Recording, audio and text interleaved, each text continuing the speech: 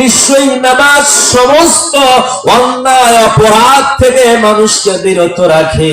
প্রশ্ন হলো, নামাজ পড়লাম কিন্তু আমাকে হারাম থেকে বিরত রাখতে পারলাম না। নামাজ পড়লাম আমাকে অন্যায় থেকে সরাতে পারলাম না। এর দ্বারা বোঝা গেল মুসলমান নামাজ পড়ে, এই নামাজ আল্লাহর দরবারে মঞ্জুর হয় না। ঠিক কিনা? কষ্ট হচ্ছে আপনাদের? খেয়াল করুন আমার দিকে। অল্প সময় কথা বলে কথাগুলো বুঝানোর জন্য বলতে চাই। আল্লাহ রাব্বুল আলামিন কোরআনুল কারীম দিয়েছেন। এই কোরআনুল কারীম আজ থেকে 1450 বছর আগে এই পৃথিবীতে এসেছেন রমজান মাসে। যেই মাসে রমজান, ওই মাসে কোরআন নাজিল হলো। আমি এখান থেকে দুটি কথা বলেই সূরা ফাতিহার দিকে চলে যেতে চাচ্ছি। আল্লাহ রাব্বুল আলামিন বলেন, শাহরু রমাদানাল্লাযী উনজিলা ফীহিল কুরআন।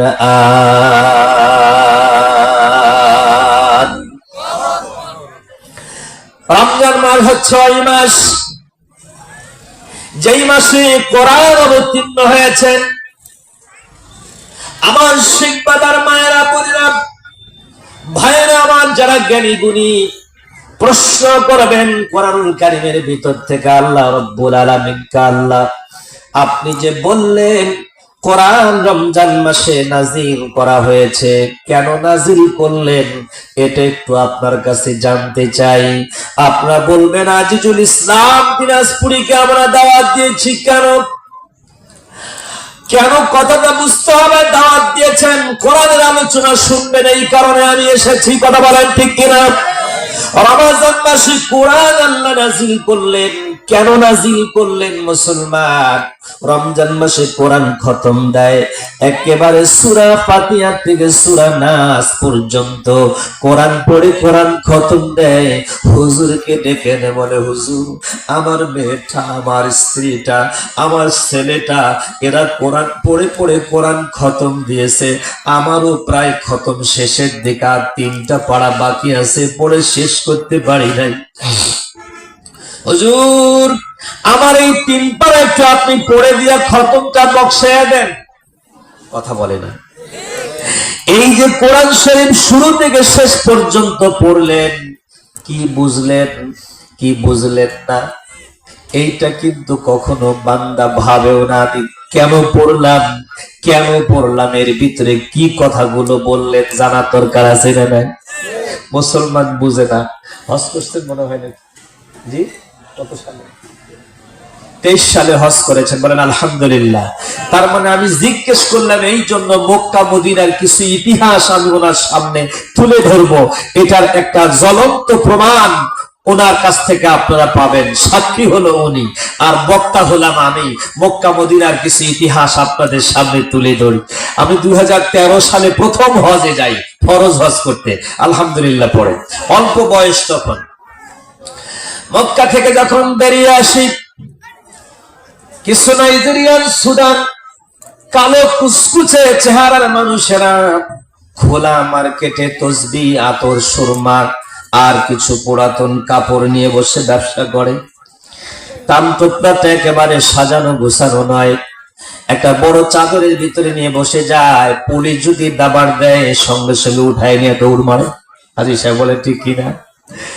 আমি আমার জীবনে একাধিকবার মক্কা মদিনায় গিয়েছি, এবারও যাব। হজের মৌসুমে আল্লাহ পাক যদি নিয়ে যায়, আমি আপনাদের জন্য দুখানা হাত তুলে আল্লাহ রাব্বুল আলামিনের কাছে বলবো, আল্লাহ আমার সেই দেবীগঞ্জে শেখ বাদার কিছু মুসলমান আমার সামনে হজের পূর্বে, হজ মৌসুম আসার আগে আগে আমার সামনে বসে তোমার বাইতুল্লাহর ইতিহাস গুলো তারা শুনছিল। আল্লাহ যারা চাতক পাখির মতো বসে বসে বাইতুল্লাহর ইতিহাস গুলো শুনেছে, আল্লাহ তাদেরকে বাইতুল্লাহর মেহমান না বানায়া তোমার ডাকে সাড়া দিয়া কবরের মাটিতে নিয়ে যাও না। ভাইয়েরা আমার, এই বাইতুল্লাহ শরীফকে আল্লাহ পাক তৈরি করেছেন পৃথিবীর জমিন তৈরি হয় নাই, পৃথিবীর মাটি তৈরি হয় নাই, শুধু পানি আর পানি, পানি আর পানি, পানি আর পানি। গোটা দুনিয়াটা পানি দিয়ে ভর্তি হয়ে গেছে, কোথাও কোনো মাটি নাই, কোথাও কোনো মাটি এক বিন্দু পরিমাণ পর্যন্ত নেই। আল্লাহ পাক মাটি তৈরি করার 2000 বছর আগে বাইতুল্লাহ শরীফ, যে ঘরটা আমরা তোয়াফ করি, হাজী সাহেব 2023 সালে বাইতুল্লাহ তোয়াফ করেছিলেন 7 বার, সাফা মারওয়া সাই করেছেন 7 বার। এরপরে আরাফার ময়দানে গিয়েছেন, আরাফার ময়দানে গিয়ে অবস্থান করেছেন, মুজদালিফা এসেছেন, মিনাতে গেছেন, মিনায় থেকে জামারায় গিয়ে শয়তানকে পাথর মেরেছে, কোরবানি করেছেন, মাথা চেষে হজ সম্পন্ন করে এসেছেন। যেই বাইতুল্লাহ তামাম পৃথিবী থেকে মানুষেরা হজ করার জন্য যায়, আমার ভাইরা ওই বাইতুল্লাহ শরীফ খানা পৃথিবীর মাটি তৈরি করার 2000 বছর আগে আল্লাহ রাব্বুল আলামিন ভিত্তি স্থাপন করেছেন। আওয়াজ দিয়ে বলুন সুবহানাল্লাহ। কষ্ট হচ্ছে আপনাদের? আপনারা প্রশ্ন করবেন, হুজুর মাটি নাই, শুধু পানি আর পানি, কিন্তু এই পানির উপরে বাইতুল্লাহর ভিত্তি স্থাপন করলেন কিভাবে? একটু বলেন, জানার দরকার আছে কিনা? আমার বন্ধুগণ, পৃথিবীতে আল্লাহ রাব্বুল আলামিন মানুষকে জ্ঞান দান করেন 5টি পদ্ধতিতে। এটা হলো সাধারণ মানুষের জন্য, পদ্ধতি হলো 5টি। সাধারণ মানুষ যারা, তাদের জন্য পদ্ধতি হলো আরেকটি। আর যাদের প্রতি আল্লাহ রাব্বুল আলামিন নবুয়ত দিয়েছেন, পয়গম্বরী দিয়েছেন, তাদের জ্ঞানের সীমারেখা, তাদের জ্ঞানের পদ্ধতিটা হলো আরেকটি। এগুলো জানার দরকার আছে না নাই?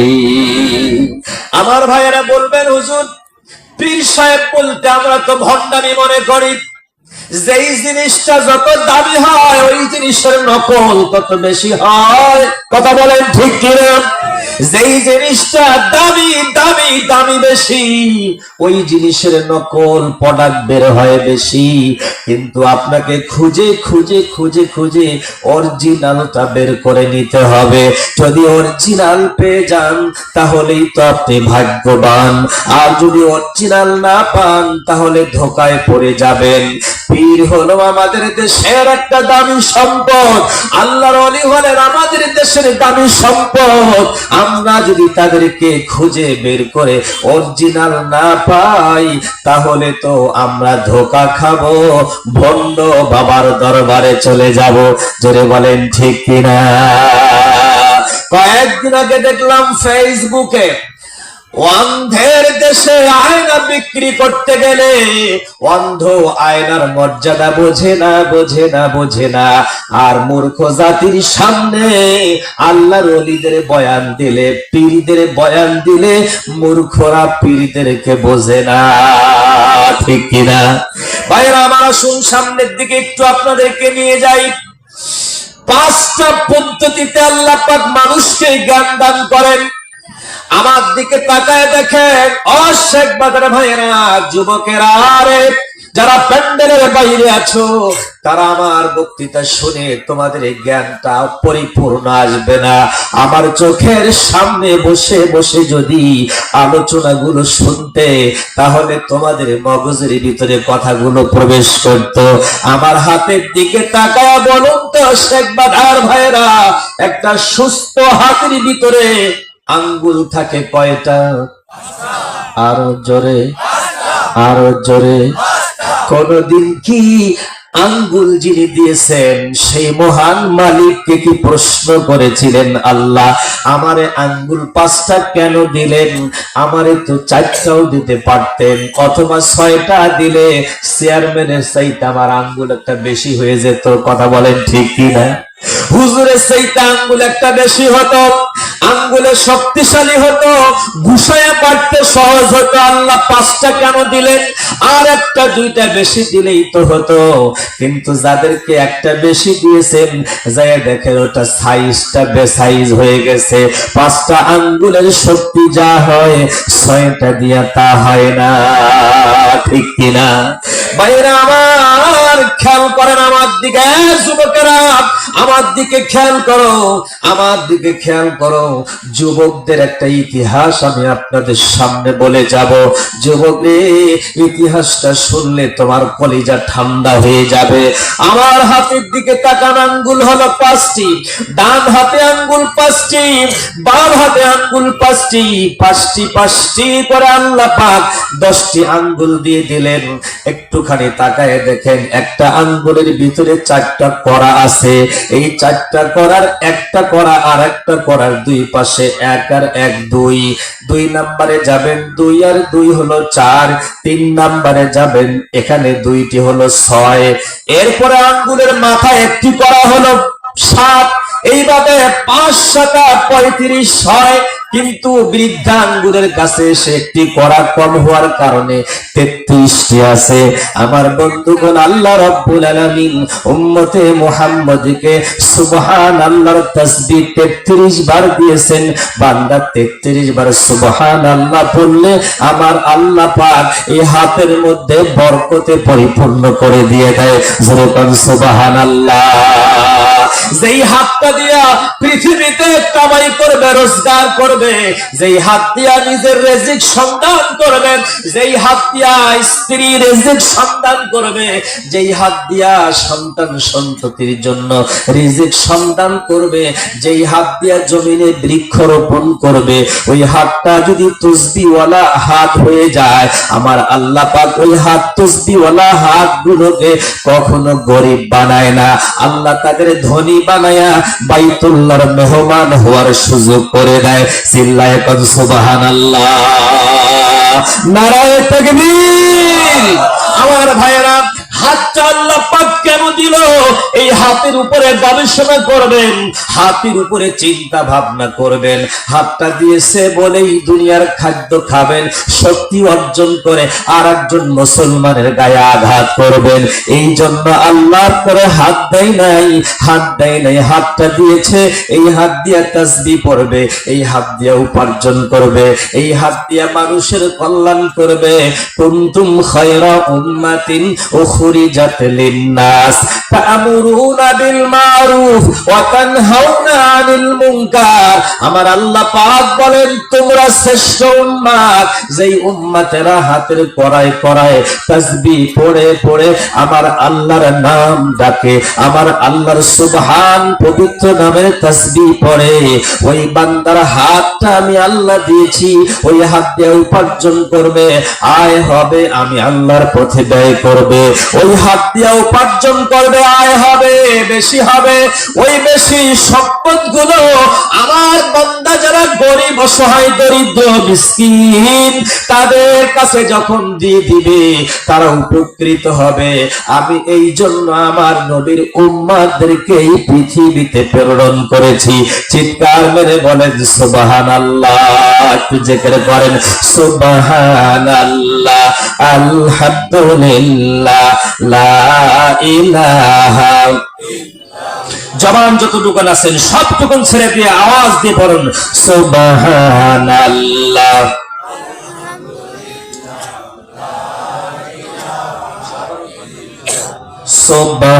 সুবহানাল্লাহ, আলহামদুলিল্লাহ, লা ইলাহা। আওয়াজ সুবহানাল্লাহ,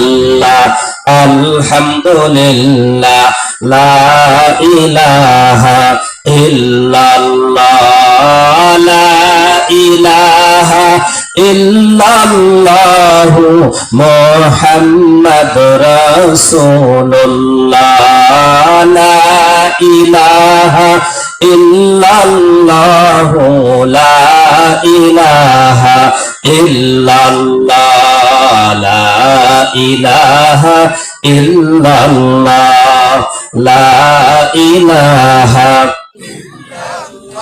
ও লা ইলাহা লা ইলাহা লা ইলাহা ইল্লাল্লাহু মুহাম্মাদুর রাসূলুল্লাহ সাল্লাল্লাহু আলাইহি ওয়াসাল্লাম। আমার ভাইরা, এই জিকির করতে গিয়ে একটা কথা আমার মনে পড়ে গেল। আপনারা শুনেছেন মিশর নামে একটি দেশ আছে, ওই মিশরের সাগরের কিনারায় একজন আল্লাহর ওলি বসবাস করতেন। আল্লাহর ওলি নাম হলো হযরতে জুন্নুন মিসরি রাহমাতুল্লাহি আলাইহি। ওলিদের জীবন ইতিহাস পড়তে গিয়ে আপনারা দেখবেন একজন মুহাক্কিক আল্লাহর ওলি ছিলেন, নাম ছিল জুন্নুন মিসরি রাহমাতুল্লাহি আলাইহি।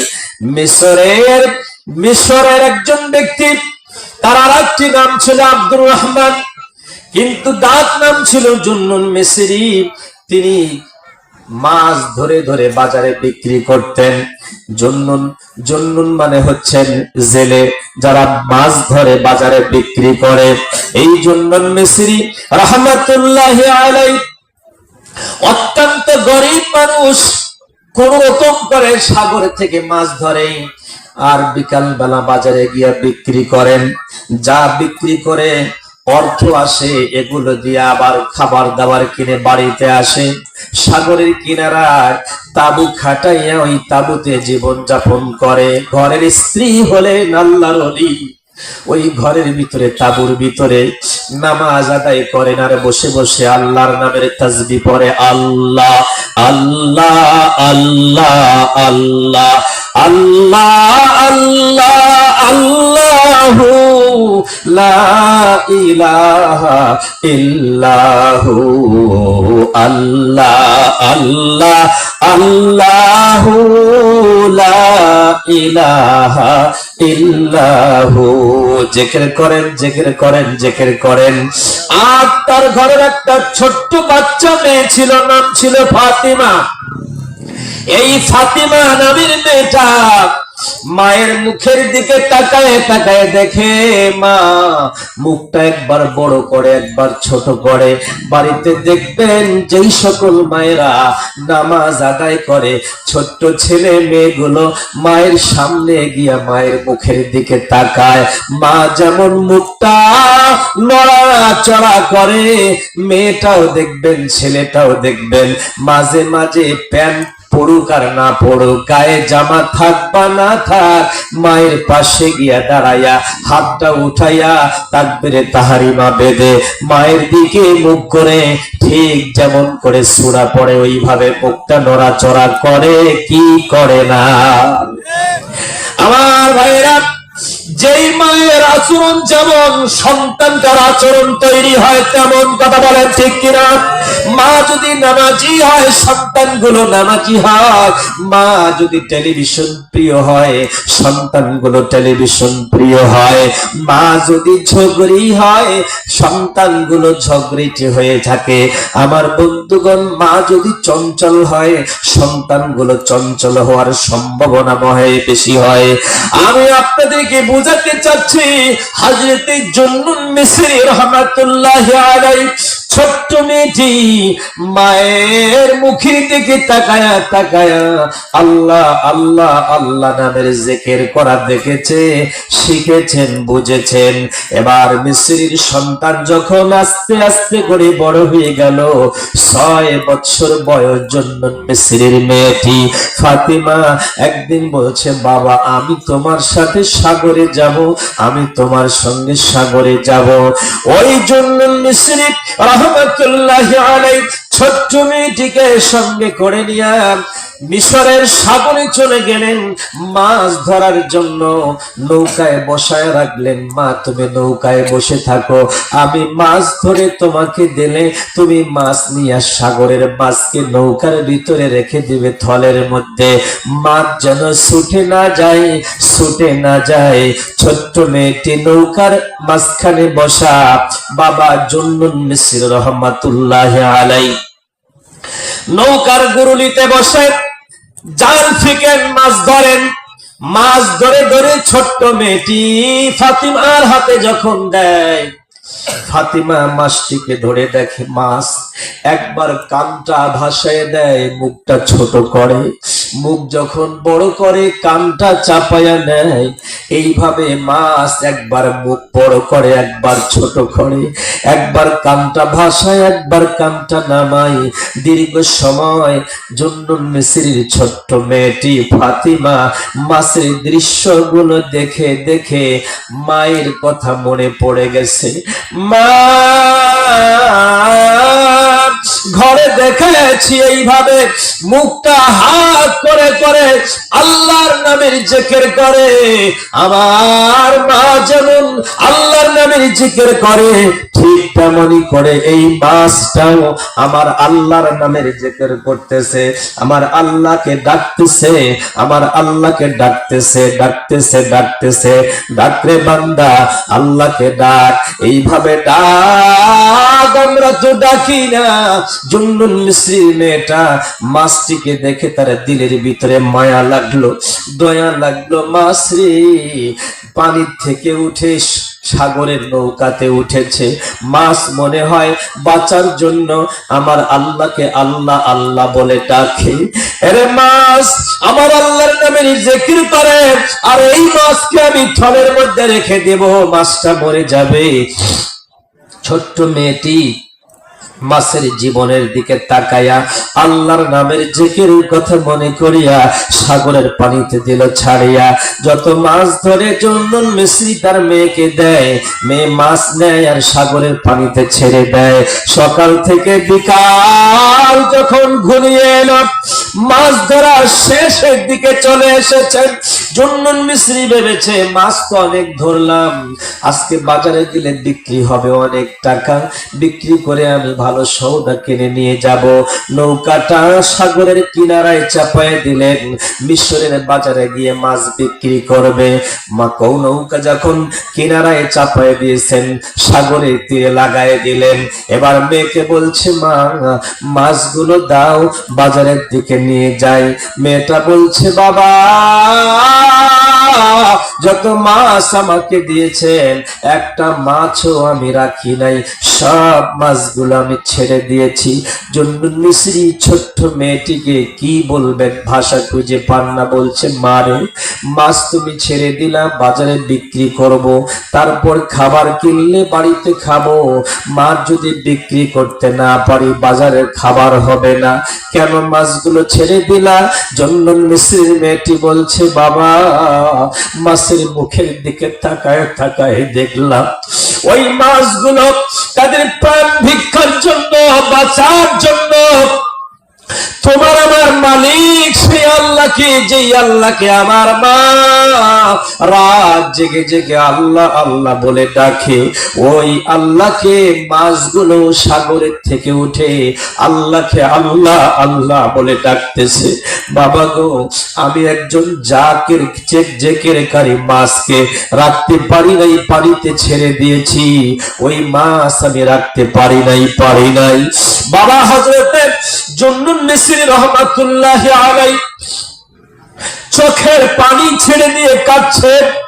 একবার মেয়েকে জড়িয়ে ধরে কেঁদে কেঁদে বলছেন, মারে তুমি যেই মাওলার কথা ভেবেছো, তুমি যেই আল্লাহর কথা ভেবেছো, আমি এতদিন থেকে মাছ ধরি, কোনদিন তো মাছের এই মুখের দিকে তাকায়া আমি আমার মাওলার কথা ভাবি নাই, আমার আল্লাহর কথা ভাবি নাই। আরে মা, মাছ সব ছেড়ে দিয়েছ, তাহলে আমাদের খাবারের ব্যবস্থাটা কি হবে? হযরতে জুন্নুন মিসরির ছোট্ট মেয়েটি জবাব দিচ্ছে, দেখেন যেমন বাবা যেমন মা তেমন সন্তান হয়। সন্তানটুকু জবাব দিচ্ছে, বাবা আল্লাহু খায়রুর রাযিকিন, আল্লাহ হচ্ছেন উত্তম রিজিকের মালিক। আওয়াজ দিয়ে বলুন সুবহানাল্লাহ। কষ্ট হচ্ছে নাকি? হযরত জুন্নুন মিসরি বলছে, রিজিকের মালিক তো আল্লাহ পাক, এটা বুঝলাম, কিন্তু বাজারে মাছ বিক্রি করতে না পারলে কি হবে? মেয়েটাকে আর কিচ্ছু বলছেন না, কোলে জড়ায় নিয়া নৌকাটা সাগরের কিনারায় লাগাইয়া চলে গেলেন তাঁবুর দিকে। তাঁবুতে ঢুকে গেলেন।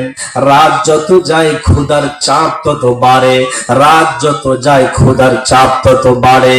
মেয়েটাকে বলছে, মা, রিজেকের মালিক তো আল্লাহ, দেখি আমার আল্লাহ কি ব্যবস্থা করেন। মেয়েটা ঘুমায় গেছে তাঁবুতে, স্ত্রী ঘুমিয়ে গেছে তাঁবুতে।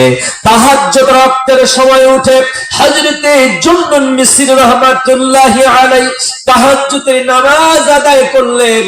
ডাক দিয়ে যখন বললেন, আল্লাহ,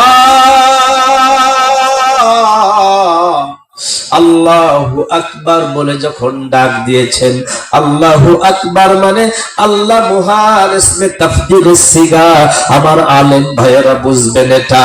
আল্লাহ মহান বলে যখন বান্দা চিৎকার দেয়, আমার আল্লাহ পাক সাত আসমানের উপর থেকে আল্লাহ পাক তার বান্দার জবাবটা দিয়ে দেয়। চিৎকার করে বলেন আল্লাহু আকবার। আমরা যখন নামাজে দাঁড়ায় যাই, আল্লাহু আকবার বলে যখন হাতটা বাঁধি, আমার আল্লাহ পাক আর বসে থাকেন না, বান্দার ডাকে সাড়া দিয়ে বলে, বান্দা কি বলবি বল, আমি আল্লাহ তোর জন্য আমার দরজা খুলে দিলাম। জোরে কোন সুবহানাল্লাহ। বান্দা ডাক দিয়ে বলে আল্লাহু আকবার, হাতটা বেঁধেছেন, এবার বলছে আলহামদুলিল্লাহি রাব্বিল আলামিন।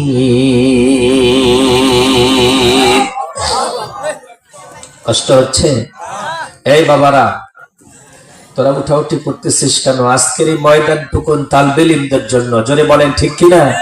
তোর একটু সময় অপেক্ষা কর, ওদের একটা দোয়া, ওদের হাতের দাম আল্লাহ পাকের কাছে অসংখ্য অগণিত দামি। চিল্লায় বলেন আল্লাহু আকবার। তালবে ইলমদেরকে সঙ্গে নিয়ে একটু দোয়া করবো আমরা শেষের দিকে, পারা যাবে না ইনশাআল্লাহ? আমার ভাইরা,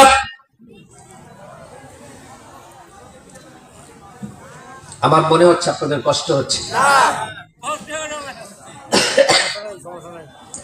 নামাজে দাঁড়িয়ে গেলাম,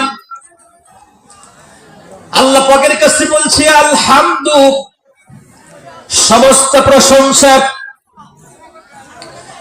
সমস্ত প্রশংসা।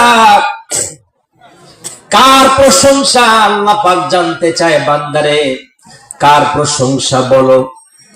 আমরা বলতেছি লিল্লাহি, আল্লাহর জন্য।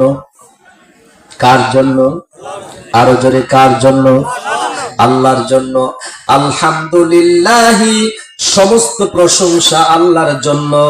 এই ভাষা আমরা বুঝি না, কারণ আমরা এমন জাতের মুসলমান, আমাদের মুসলমানিত্ব আছে কিন্তু মুসলমানের কিতাব কোরআনুল কারীম আমরা বুঝি না, ঠিক কিনা? ওই যে বলতেছিলাম, হাজী সাহেব মক্কা থেকে যখন বের হয়ে আসছিলাম, নাইজেরিয়ান, কালো সুদান, নাইজেরিয়ান, ওয়ামান, দেশের কিছু মানুষ খোলা বাজারে ব্যবসা করেন। পুলিশ দেখলে আবার গাট্টি গোট্টা নিয়ে পালায় চলে যায়। সেখানে পারমিশন নাই এভাবে ব্যবসা করা, কিন্তু ব্যবসা করে খায়।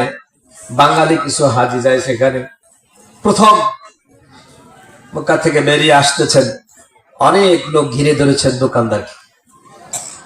রংপুরিয়া হাজি, এত আরবি বুঝে না, যে দেখতেছে যে ওরা বলতেছেন হাজি খামসা রিয়াল, খামসা রিয়াল, খামসা রিয়াল, আশারা রিয়াল, আশারা রিয়াল, তিসরা রিয়াল, তিসরা রিয়াল।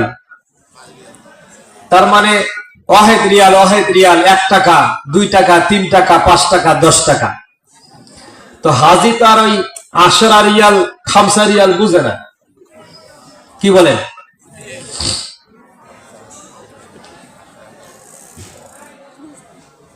রংপুরিয়া হাজি জিজ্ঞাসা করছে দোকানদারকে, এইটার দাম কত? এটা কাপড় উঠায় নিয়ে পাঞ্জাবির কাছে, এইটার দাম কত?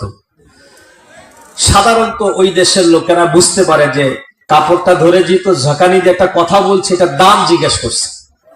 কথা ঠিক কি না? দোকানদার বলছে হাজি খামসা রিয়াল, খামসা রিয়াল। হাজি কয়, হাজি তো আরবি বুঝে না, কাছে মুইফির কুটে খামসা খামসি করবে। বলেন এই সৌদি আরবের খামসা খামসি আর বাংলাদেশের খামসা খামসি দুইটাই এক? সৌদি আরবের খামসুন শব্দের অর্থ হলো 5। খামসা রিয়াল, রিয়াল মানে টাকা, আর খামসুন মানে 5। খামসা রিয়াল 5 টাকা। এতটা বুঝে নাই, কাছে মুই পুটে খামসা খামসি। আমরা তো আরবি বুঝি না, এই জন্য নামাজের ভিতরে দাঁড়ায় আমরা বলি আল্লাহু আকবার। আল্লাহু আকবার শব্দের অর্থ কি এটা আমরা বুঝি না। না বুঝার কারণে আমাদের দেশের কিছু নাস্তিক্যবাদী মুসলমান আছে, ওরা আল্লাহু আকবারের ধ্বনি, আল্লাহু আকবারের তাকবীরের বিরোধিতা করে। কথা বলেন ঠিক কিনা? আল্লাহু আকবারের অর্থ বুঝে না। সেন্টু না আরবি পড়ে, আরবি শব্দের অর্থ বোঝে, তারপরে আল্লাহু আকবারের বিরোধিতা করিস। ঠিক না? ঠিক ভাইরা আমার, নামাজে দাঁড়িয়ে গেলাম, আল্লাহু আকবার, আল্লাহ মহান।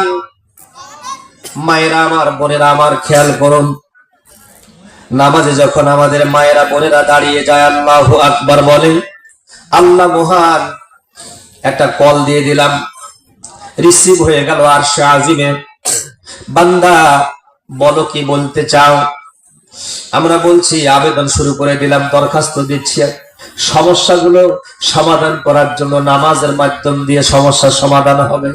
ইন্নাস সালাতা তানহা আনিল ফাহশাই ওয়াল মুনকার, নিশ্চয়ই নামাজ সমস্ত অন্যায় অপরাধ থেকে মানুষকে বিরত রাখে। তাহলে বিরত রাখে না কেন? নামাজে যা বলি তা বুঝি না, এই কারণেই আমাদের নামাজে সমস্যা সমাধান হয় না। কথা বলেন ঠিক কিনা? নামাজে দাঁড়ালাম, বলছি আলহামদুলিল্লাহ, সমস্ত প্রশংসা আল্লাহর জন্য। আল্লাহ বলেন, বান্দারে তোমার আল্লাহ কে? কাকে তুমি আল্লাহ বলো? তুমি কি তোমার আল্লাহকে চেনো নাকি? এবারে বলুন তো, আমাদের বাংলাদেশের সব মুসলমানরা কি আল্লাহকে আল্লাহ বলে? ডাকলেও মূলত আল্লাহর পরিচয় তারা সহজে জানতে পারে না। কথা বলেন ঠিক কিনা? জানে না, জানে না, জানে না। যারা আল্লাহ পাকের পরিচয় সম্পর্কে জানে তারা তো কামিয়াব, যারা জানে না তারা কামিয়াব হতে পারে নাই। বন্ধুগণ, বলতেছিলাম 5টা পদ্ধতিতে জ্ঞান অর্জন হয়। আমি আলহামদুলিল্লাহ এখানে এসে আলোচনাটা রেখে দিলাম, একটু পিছনে নিয়ে যাই। আমরা 5টা পদ্ধতিতে জ্ঞান অর্জন করি। এখানে যারা বসেছেন আমার হাজী সাহেব সহ এই আশেপাশে যত আলেম ওলামা আছেন, জেনারেল শিক্ষিত যত মানুষ আছেন, আমি সবার উদ্দেশ্যে বলছি, আমি আমার নিজের উদ্দেশ্য কথাটা বলছি, মনোযোগটা দিয়ে দেন। অনেকে আছেন হাজী সাহেব বলেন ওই তামান বুঝো, কথা বলে না। হ্যাঁ, আমাদের গ্রামের ভাষা কথা, তুই যেটা বুঝিবার আছিস বললাম ওই তামান বুঝো, কথা বলেন। বুঝাই যায় না, সারা রাত বুঝাবেন, সকালে কত বেশি বুঝো। বিশেষ করে আমাদের দেশের মহিলা মানুষ যারা, এরা আরো বেশি কথা বলে না। স্বামী যদি সারা জীবন বুঝায়, তারপরে কয় তোমার ইয়া কথা ফেলাও, বলে না, বলে না। আমার মা বোনদের উদ্দেশ্যে বলছি, মায়েরা মনোযোগ দেন কথায়।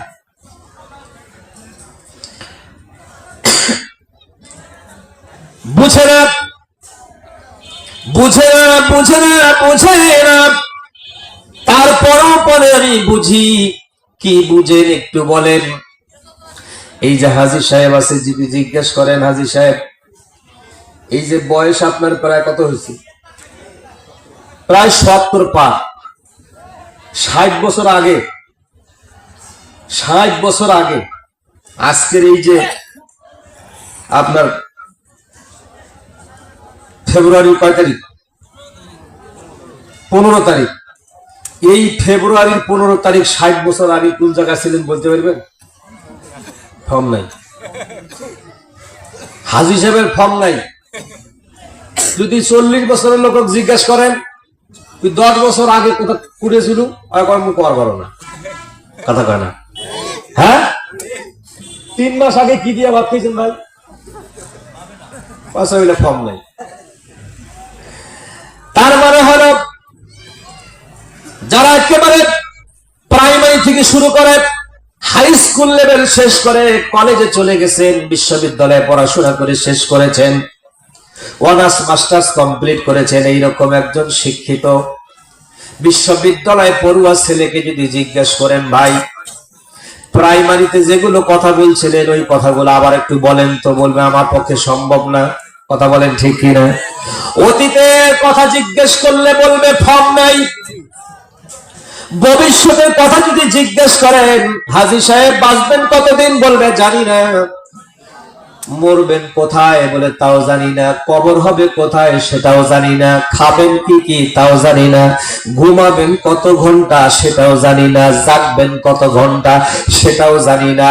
কথা বলবেন কি কি বলেন দেখি, সেটাও জানি না। তার মানে হলো কোটি কোটি টাকার মালিক হতে পারে, কিন্তু অতীতের কথা জিজ্ঞেস করলে বলবে আমার ফর্ম নাই। আর ভবিষ্যতের কথা জিজ্ঞেস করলে বলবে আমি জানি না। এই বৈশিষ্ট্য শুধু হাজির ভিতরে না, মাস্টারের ভিতরেও আছে। শুধু মাস্টার নয়, ইঞ্জিনিয়ারের ভিতরে আছে। ইঞ্জিনিয়ার নয়, প্রফেসরের ভিতরেও আছে। প্রফেসর নয়, প্রিন্সিপালের ভিতরেও আছে। প্রিন্সিপাল শুধু নয়, বক্তার ভিতরেও আছে। তার মানে তামাম দুনিয়ার মানুষের ভিতরে বৈশিষ্ট্য হলো অতীতের কথা জিজ্ঞেস করলে বলবে ফর্ম নাই, আর ভবিষ্যতের কথা জিজ্ঞেস করলে বলবে আমি জানি না। ঠিক কি না? আমি বলবো ভাই, যতগুলো জানি না আর যতগুলো ফর্ম নাই, জীবনের যা ফর্ম নাই সবগুলো একটা বস্তায় ঢুকাইয়া বস্তার মুখটা বাঁধ দেবেন।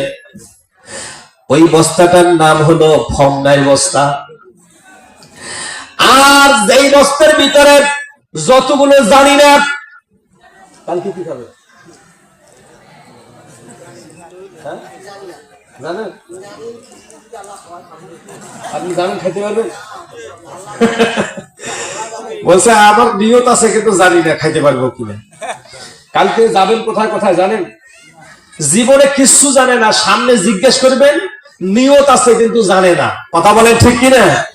যতগুলো জানে না সবগুলো একটা বস্তায় ঢুকাইয়া বস্তার মুখটা বান্ধিয়া ওই বস্তাটা যদি বলেন এই বস্তার নাম কি, তাইলে বলবে জানি না। আর বস্তা, ধানের বস্তায় ধান ঢুকাইয়া মুখ বান্ধিলে ধানের বস্তা হয়। বস্তায় বাদাম ঢুকাইয়া মুখ বান্ধিলে বাদামের বস্তা হয়।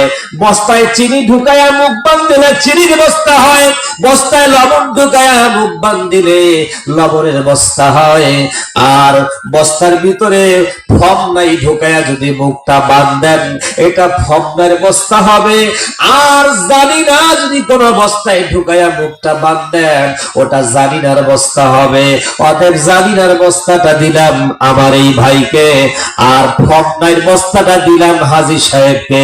দুইটা বস্তা এক জায়গায় যদি করি, আমার কাছে একটা দমনিয়া বস্তা আছে, এই দুই বস্তা আর আরেকটা দমনিয়া বস্তার ভিতরে ঢুকায়া ওই মুখটা যদি বাঁধেন, তাহলে জানি না আর ফর্ম নাই দুই বস্তা একসঙ্গে। ওই বস্তাটার নাম হলো জানি না ফর্ম নাই সংমিশ্রণ উপাদানে গঠিত। এই বস্তার আর একটা নতুন নামের দরকার আছে কিনা? আছে? এ যুবকেরা, তোরা চলে গেলি, বুঝলি না বুঝলি না, দিনাজপুরে কি আলোচনা করবে? বাস্তবমুখী কিছু কথা উপহার দিয়ে যাই।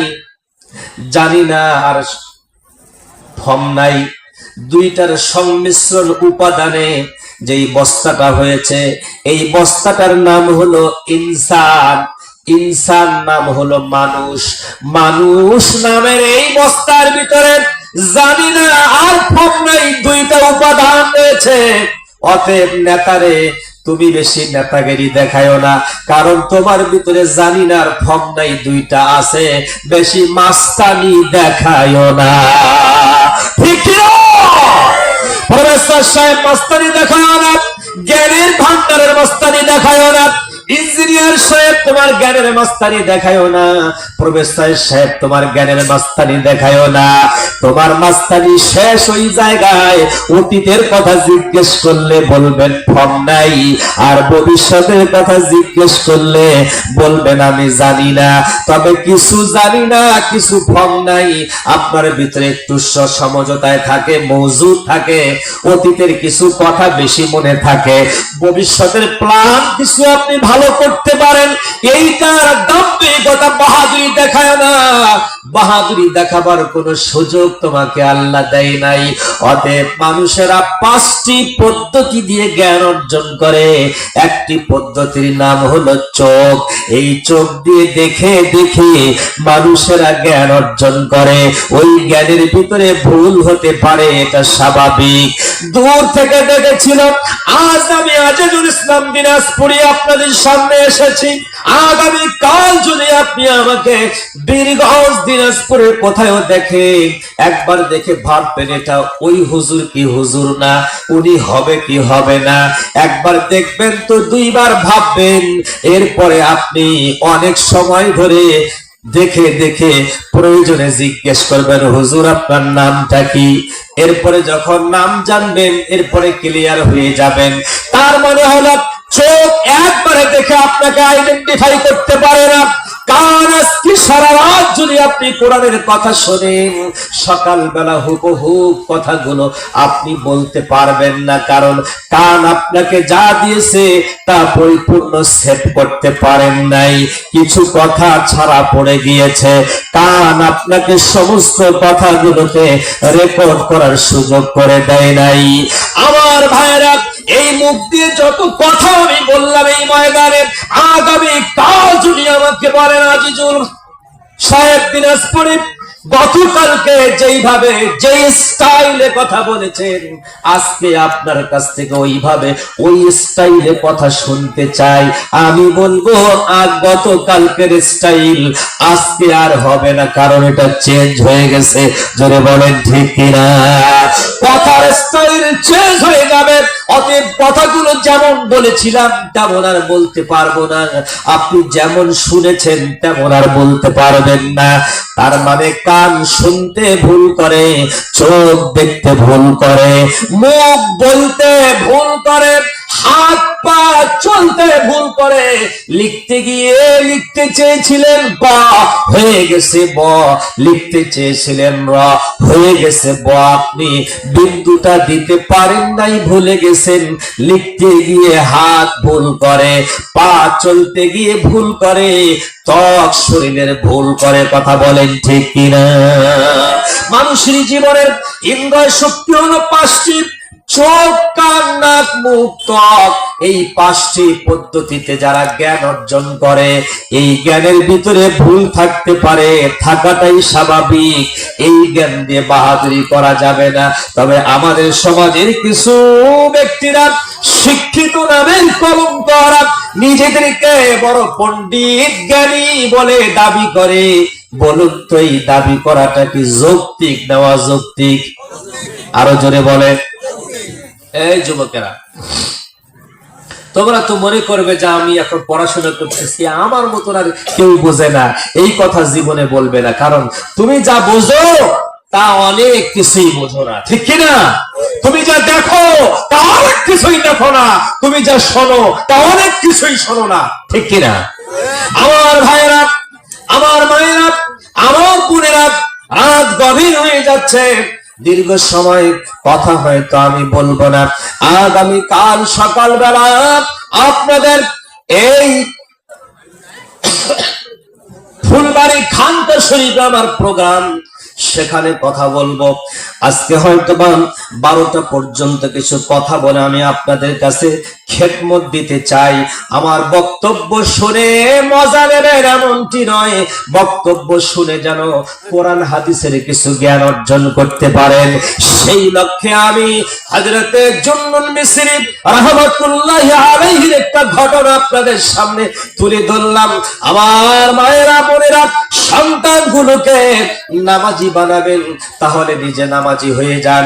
সন্তানকে যদি গাঁজা মুক্ত রাখতে চান, আমার বাপজানরা ভাইয়েরা, গুল ছেড়ে দেন, বিড়ি ছেড়ে দেন, তামাক ছেড়ে দেন।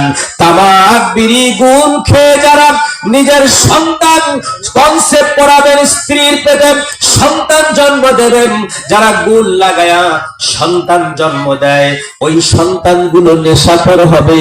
যেই সন্তান, যেই মানুষগুলো বিড়ি টানিয়া, বিড়ি টানে, বিড়ির গন্ধ, বিড়ির রক্ত শরীরে সঞ্চালন হচ্ছে, এই অবস্থায় যারা সন্তান জন্ম দিয়েছেন, ওই সন্তানটুকু শুধু বিড়িখোর হবে না, ওটা গাঁজাখোর হওয়ার সম্ভাবনা আছে না নাই? আমার ভাইয়েরা, বিড়ি ছেড়ে দেন, তামাক ছেড়ে দেন, গোল ছেড়ে দেন, ভুল পথে যাবেন না, আল্লাহওয়ালা হয়ে যান। সন্তানগুলোকে সঙ্গে নিয়ে মসজিদে চলে যান নামাজের জন্য। সন্তান নামাজ পড়বে না, ডিস্টার্ব করবে, কিন্তু আপনার নামাজ দেখে দেখে আপনার সন্তানটা যদি একটা সিজদা দেয়, ওই ছোট্ট শিশুর একটা সিজদার বিনিময়ে আপনার জীবনের সমস্ত আমলগুলো আমার আল্লাহর দরবারে মঞ্জুর হয়ে যাবে। জোরে বলুন সুবহানাল্লাহ। আমরা দেখতে পাই মসজিদে যখন ছোট্ট ছোট্ট শিশুদেরকে মানুষরা নিয়ে আসে, মূর্খ কিছু মুসল্লি আছে ধমক দিয়ে ছোট্ট বাচ্চাদেরকে সরায় দিয়ে দেয়, না না না, ছোট্ট শিশুদেরকে মসজিদ থেকে বের করে দেবেন তো ওই এলাকাটা নামাজি শূন্য এলাকা তৈরি হতে থাকবে। অনেক কারণে ছোট্ট শিশুগুলোকে নিয়ে মসজিদে নিয়ে যাবেন, নামাজের কাতারে দাঁড় করিয়ে দেবেন, রুকু সিজদা করাবেন, সামনে দিয়ে দৌড়াদৌড়ি করবে, এতে আপনার নামাজ নষ্ট হবে না, হবে না, হবে না, হবে না। ছোট্ট শিশুগুলোকে মসজিদে নিয়ে যাওয়ার দরকার আছে কিনা? দোকানে গিয়ে 20 টাকা খরচ করে বিড়ি কিনে খায়, অথচ সন্তানকে জুমার দিনে মসজিদে নিয়ে ওই সন্তানের হাত দিয়ে 5 টাকা দাম করায় না। তোর ছেলে খারাপ হবে না, তা আমারটা হবে? কথা বলে না, কথা বলো না। তুমি নিয়া বাজারে গিয়ে বিড়ি কিনে খাও, চা খাও, পান খাও, বন্ধু বান্ধবকে খাওয়াও, অথচ ছোট্ট শিশুটিকে মসজিদে নিয়ে যায়, ধমক দিয়ে বের করে দেয়, নিজের সামনে দিয়ে পটুয়াটা চলে যায়, এতিমের মতো তাকায় থেকে দেখে আর কেউ দেয় নাকি। যতক্ষণ পর্যন্ত পটুয়া থাকে না ততক্ষণ পর্যন্ত আল্লাহ কথা বলে না, কথা বলে না, নিজে তো দেয় না, দেয় না, আরো অনেকের কাণ্ড কীর্তি দেখে। আরে বেটা, ছোট্ট শিশুটাকে নিয়ে যায় নিজের পকেট থেকে 10 টাকা দিয়ে ছেলের হাত দিয়ে দান করলে ওই ছোট্ট শিশুটিও দানের সওয়াব পাবে, ওর সওয়াবটা আমিও পাবো, এবং দানের একটা বৈশিষ্ট্য তার মধ্যে এসে গেল, যারা আল্লাহর পথে দান করে তাদের সম্পদ আল্লাহ বাড়ায় দিয়ে দেয়। জোরে কোন সুবহানাল্লাহ।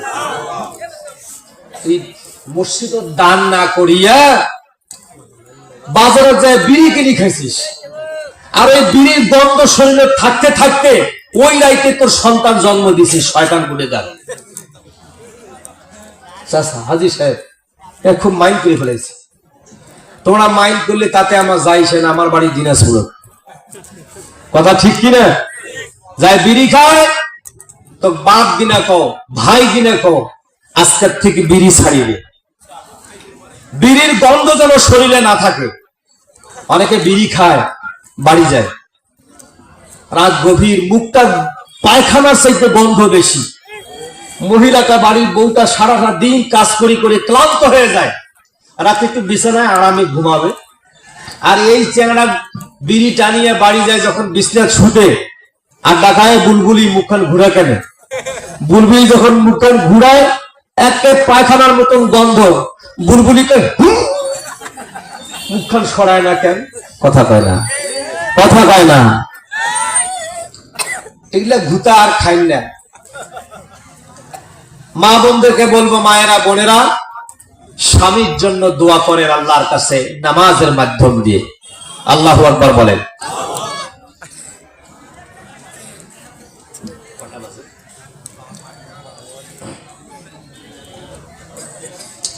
আপনারা কি 1টা পর্যন্ত থাকতে পারবেন?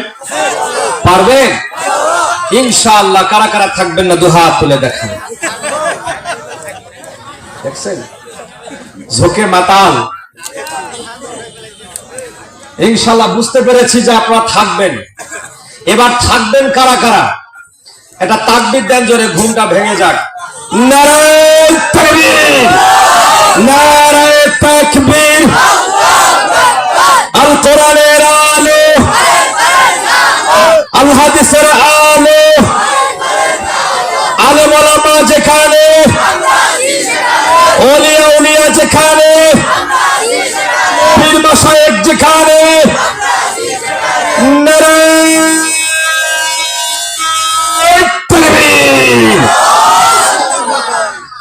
চলবে? আলোচনা চলতেছিলেন আমার ভাইয়েরা, নামাজের ভিতরে দাঁড়িয়ে গেলাম, আল্লাহু আকবার বলে আওয়াজ দিয়ে দিলাম। আল্লাহ বলেন, বান্দারে বলো তুমি কি বলতে চাও? আমরা বলছি আলহামদুলিল্লাহি, সমস্ত প্রশংসা। আল্লাহ বলেন কার জন্য? আমরা বলছি লিল্লাহি, আল্লাহর জন্য। আল্লাহ পাক বলে, বান্দারা মক্কাতুল মুকাররমায় সেই সময়ে আমার নবী পৃথিবীতে আসার পূর্বে 2500 বছর পর্যন্ত জাহালাতের যুগ ছিল, অন্ধকারচ্ছন্ন যুগ ছিল। মানুষ গাছকে দেখে প্রভু মনে করতেন, মানুষ গাছ দেখলে গাছকে প্রভু মনে করতেন, পাহাড় দেখলে পাহাড়কে প্রভু মনে করতেন। আশ্চর্যবোধক কোন বস্তুকে দেখলেই ওই বস্তুকে তারা প্রণাম করতেন, খোদা বলে সম্বোধন করতেন। বান্দারে তুমি কি তোমার স্রষ্টাকে চেনো কিভাবে? এর একটু বিশ্লেষণ আমাকে দাও, আমি জানতে চাই। অ্যানালাইসিস করে বলো, গবেষণা করে বলো। বান্দা জবাব দিচ্ছেন, আল্লাহ শিখাই দেন, বান্দা এইভাবে বল, লিল্লাহি রাব্বিল আলামিন, যিনি আমার রব, যিনি সমস্ত জগতের পালনকারী। আল্লাহু আকবার বলেন। আপনার আমার রব কে? আরো জোরে বলেন কে? রবের ব্যাখ্যা দিতে গিয়া সূরা আলাকের মধ্যে এসে পড়ে দেখবেন আল্লাহ বলেন, ইকরা বিসমি রাব্বিকাল্লাযী খালাক, খালাকাল ইনসানা মিন আলাক, ইকরা ওয়া রাব্বুকাল আকরাম আল্লাযী আল্লামা বিল কলম। চিৎকার মেরে বলেন আল্লাহু আকবার। আল্লাহ পাক বলে, বান্দা পড়ো, ইকরা পড়ো, বিসমি রাব্বিকা, তোমার রবের নামের সাথে, বিসমি নামের সাথে পড়ো। কি নামের সাথে পড়বো? বলছে রব্বিকা, তোমার রবের নামের সাথে। রবকে আল্লাহ বলেন, আল্লাহ বলেন আল্লাযী খালাক, যিনি তোমাকে সৃষ্টি করেছেন তিনি তোমার রব। আমার ভাইয়েরা, আমার মায়েরা, আমার বোনেরা, একটু খেয়াল করেন আমার দিকে, একটু গভীর আলোচনার দিকে যেতে চাই। আল্লাহ পাক আমাদেরকে কিভাবে সৃষ্টি করলেন। বান্দা এই পৃথিবীতে এসে আল্লাহকে কেন ভুলে গেল, কেন ভুলে গেল, কেন ভুলে গেল? এইটা বলার জন্য এই কথাটাকে সামনে নিয়ে আসতেছি। আল্লাহ পাক সূরা আলাক নামে যে সূরাটি নাযিল করেছেন, আলাক শব্দের অর্থ হলো ঝুলন্ত, জমাট বাঁধা রক্তের টুকরার নাম হচ্ছে আলাক। বলেন আল্লাহু আকবার। এই ছেলেরা, এই সামনে দিয়ে যারা যাচ্ছ তোমরা কই যাও? আপনাদের ভলান্টিয়ার যারা আছে তাদেরকে একটু মেহেরবানি করে 2 ছাটে দিয়ে দেন। পিছনে যারা চিৎকার করছেন আপনাদেরকে বিনয়ের সাথে বলছি, মাহফিলের পরিবেশ রক্ষার জন্য আপনারা একটু মেহেরবানি করে এসে মঞ্চে বসুন অথবা প্যান্ডেলের ভিতরে এসে বসুন। পিছনের আওয়াজগুলো একটু ডিস্টার্ব মনে হচ্ছে, কথা বলেন ঠিক কিনা? খেয়াল করুন আমার দিকে। আল্লাহ রাব্বুল আলামিন বলে, বান্দারে আমি তোমাকে কিভাবে সৃষ্টি করলাম, তুমি তোমার সৃষ্টির দিকে একটু তাকায় থেকে দেখো। আমি যেহেতু ওলিয়া উলিয়াদের দরবারে এসে বক্তৃতা করছি, এজন্য কথাটাকে ওলি আউলিয়াদের দিকে নিয়ে যেতে চাচ্ছি। বন্ধুরা আমার, ইলমে তাসাউফের কিতাব যদি পড়েন তাহলে জানতে পারবেন ইলমে তাসাউফের 2টি ধারা আছে। একটি হলো মহান স্রষ্টার দিকে সুচিন্তিত হওয়া, আর একটি হলো সৃষ্টির দিকে সুচিন্তিত হওয়া। একটি হচ্ছে স্রষ্টা, আর একটি হচ্ছে সৃষ্টি। স্রষ্টার দিকে সুচিন্তিত হতে হবে, সৃষ্টির দিকে সুচিন্তিত হতে হবে। স্রষ্টা কি জিনিস আর সৃষ্টি করলেন কি, কি কেমনে করলেন, এইটা বিশ্লেষণ করলে ওই বান্দার দ্বারায় দুনিয়াতে কোনো অপকর্ম হতে পারে না, ঠিক কিনা?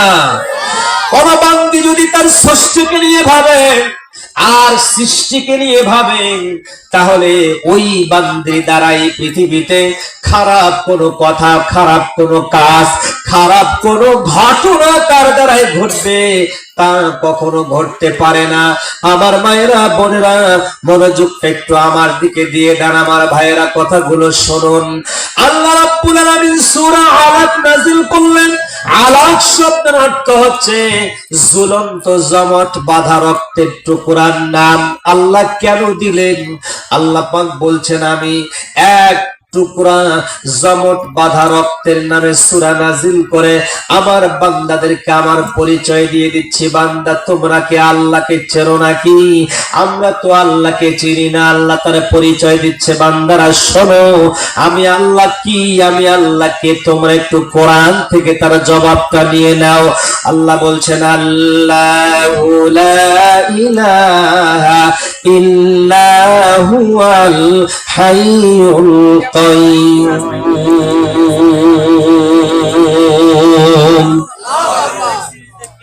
আল্লাহ বলেন, তিনি হচ্ছেন আল্লাহ।